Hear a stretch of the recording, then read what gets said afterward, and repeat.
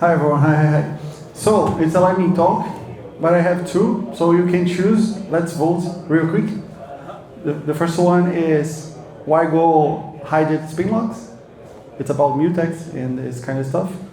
And the other one is about the flight recorder. Flight recorder 2, mutex 1, flight recorder. Okay? Mutex spin locks. Much more, okay, let's go. So, today I'm a free version of myself because I didn't sleep last night. I'm from Brazil, and I was in Moscow 4 days ago, and it was -1 Celsius. It's not for me, I'm from Brazil, summer, carnival. And I got sick, runny nose, I'm not very well. And I said it for a colleague in Russia. He said, it's Russian fever. Okay, so now I'm using the lightning talks from their conference. Cool. I'm not presenting me now because we have a talk later. So let's push a little bit. Yeah, we have a waiting problem when you're talking about mutex and locks. Okay, sorry.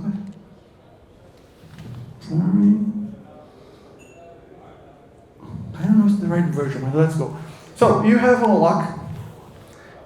You want a lock. So if you want a lock, you have a problem if someone else has this lock. What you do while you wait? That's the main topic. You need to get this lock, but you need to wait because it's not yours. So option A. You refresh like crazy and burn your CPU and waste resources, or you shut the doorbell and take a nap.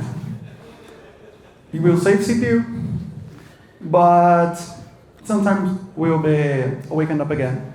So we call it spinning. This is the refresh maniac, and parking. I'll wait until I can get it. It's not the right version. I have animations, but okay, it's a lightning talk. So, when we are spinning, we have a little latency. It's just a nanosecond latency, but you use 100% of the core. And parking, you have a penalty, 1 to 10 microseconds because of the context switch, but the use of CPU is negligible. So we have a little equation to know what to choose. So if your hold time is less than switch cost, the context switch cost, go spinning. Otherwise, you park. That's the decision that you make. When one strategy is better than the other. So, we always spinning when you have a very short critical path, a little line, 2, 3, it's very fast.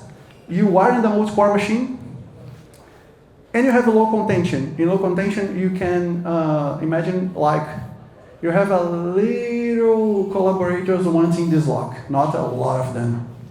And parks is kind of the opposite, because you have long critical sessions, very long critical sessions. A single core machine, it's normal when you think about requests and limits in Kubernetes, you're not always having multiple cores just for your program. And high contention. You have a lock, but you have maybe tens or hundreds of elements in this program wanting this lock from you. So, what's the simplest version of a spin lock? You have a struct with atomic boolean, and during the lock, I want the lock. Okay, what you do? You compare and switch. It's false? Okay, give me the lock. Oh no, I can't get the lock. Okay, call the scheduler. To unlock is trivial, you just change the value for false again. It's beautiful, it's elegant, and completely pointless. Because think mutex from the standard library, a red spins. You don't need to choose. Oh, I want to spin. No, it's a red spin. And it's nothing new. It's since Go 1.5. But there is a problem. When we are spinning, when you say, I want to spin, in this case, the Go scheduler, it sends a command like a pause. An assembly command called pause. But if you use pause, it probably has 10. Okay, it's used 10 cycles of CPU. But if you're using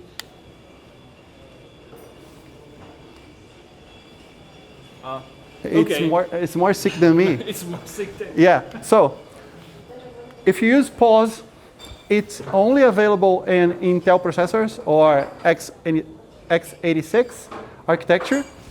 The problem is, from Skylake and beyond, there is no 10 cycles.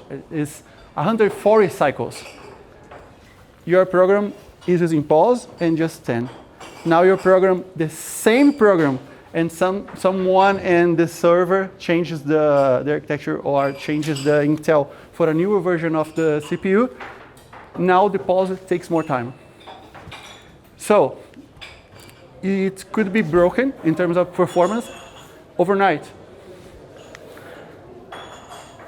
It's not only the problem we have, because pause is just for x86. But for ARM, there's no pause. That's a yield command. So different architectures in terms of processors will have a different assembly commands to deal with spinning. If you go for virtual machines, the things get a little bit crazier, because it can just skip. Oh, you want to spin? Cool for you.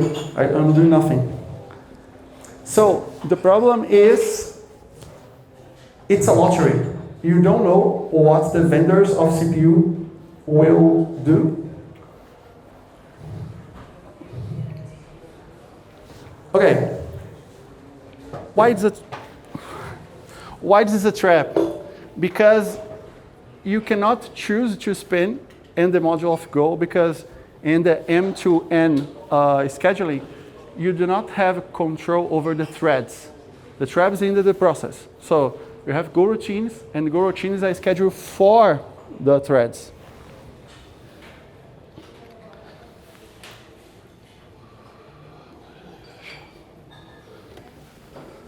I'm getting used because this is not the correct version of the slides.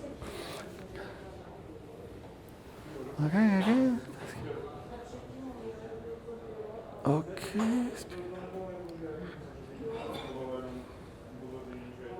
I don't know if it's it. Okay.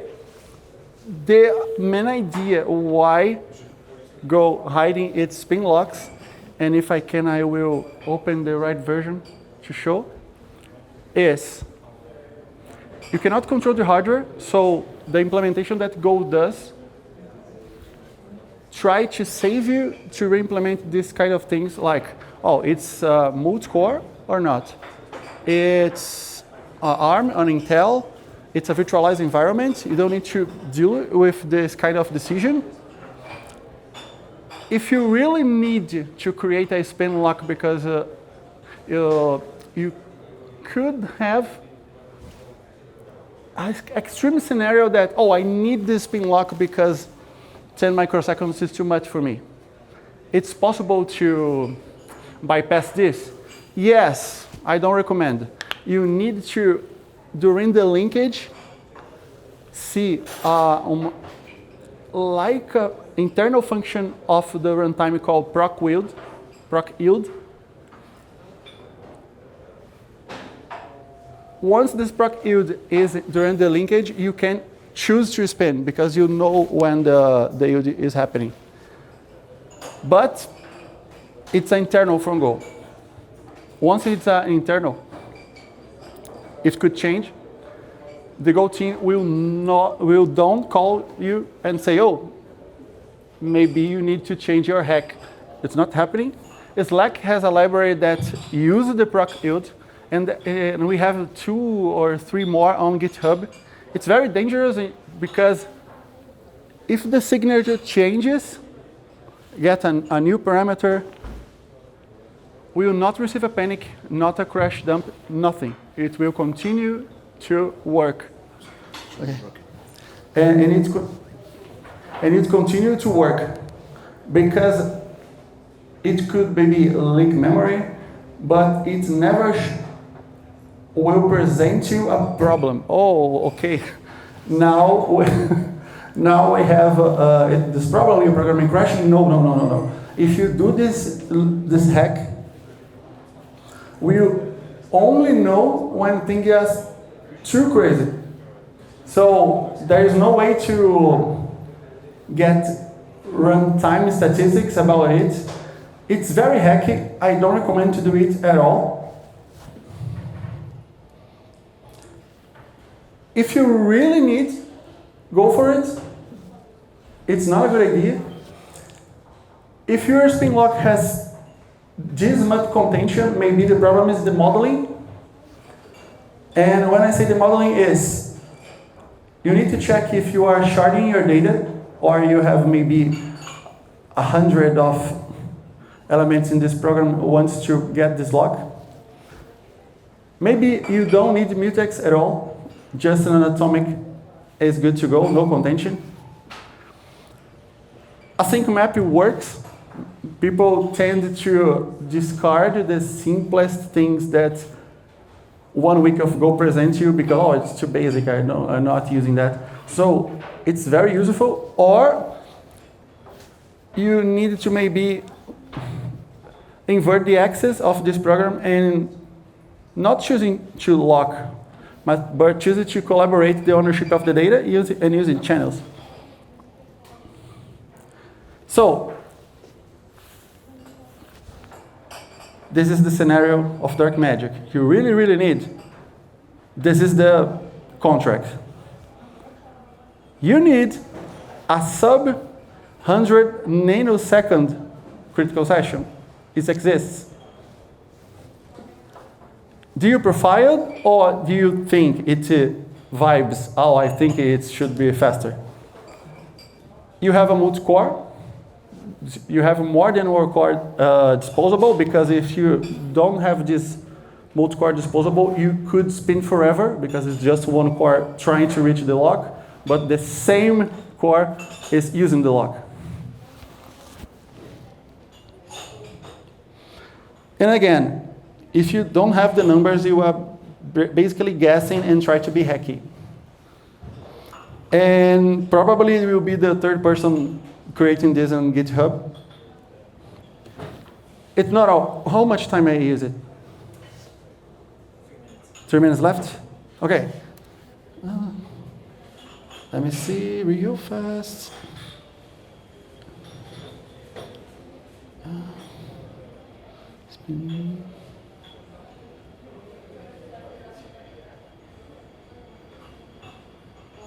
I think it is. 3 minutes. Oh. Let's see the animations. So, when you're spinning, you use too much of the processor. It's a mega recap because we used the wrong version of the presentation. This is the problem. With the single core, you can wait forever and your processor gets stalled. This version is beautiful, right? This is the algorithm on how Go do the mutex. The first step is trying to do for the fast path. The fast path is just a compare and swap. If I can get the mutex, okay, that's it. But if I can go fast, I need to go slow. So the number of the method literally lock slow. What the idea of lock slow? It's locked, yeah. The runtime allowed me to spin. If the runtime authorized me to spin, so I can runtime do spin. But what's the rule for that? To runtime choose you to spin, you have 4 characteristics. it could not be the first time you want to acquire the lock for the same attempt. You need to be on a multi-core environment, again, because you are spinning forever. The process that is holding the lock must have been running right now. If it's sleeping, I don't try to spin for you. And the run local queue, the attempts that Go will do in the on run time must be empty, because if they are running in this very moment, I will not spin for you. This is the problem with pause. Pause do stuff, and when you change the architecture, it's a problematic. Okay, starvation mode, maybe I have just 1 minute. The normal mode is, you have a high throughput, a lot of Go routines want to reach for the same lock, and we try to create a collaboration organization and make things work, because Go is fantastic to do this kind of collaboration between Go routines. But the problem is, if we have one Go routine once in the lock for more than 1 millisecond, we start the starvation mode in Mutex. And the starvation mode is no more collaboration. Everyone on the line, one by one.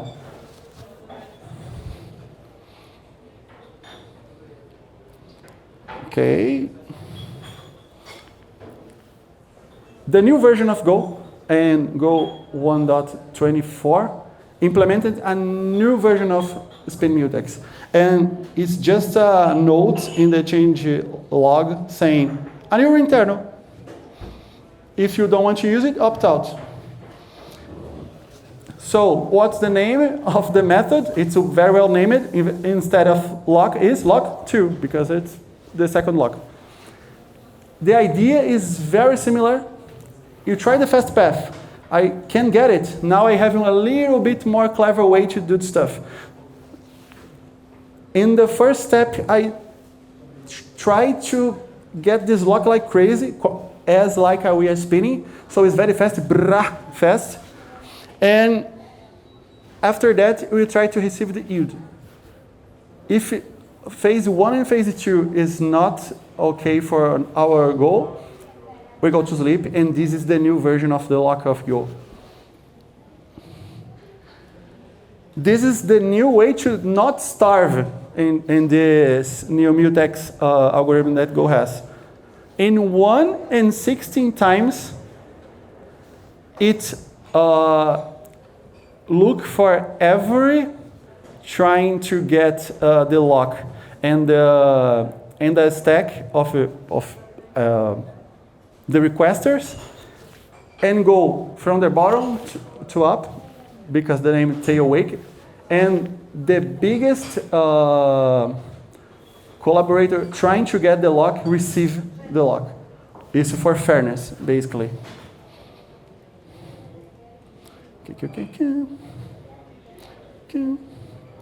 Okay, 10 seconds, last slide. So, why Go does not give you a spin lock directly? Because probably you will make a mess and bugs. Probably because of that. And the spin mutex is already adaptive. You don't need to even think about it. You need to work in the best way possible. 99% of the time is the best solution. It spins, it parks, is to use first in, first out for handoff of the lock.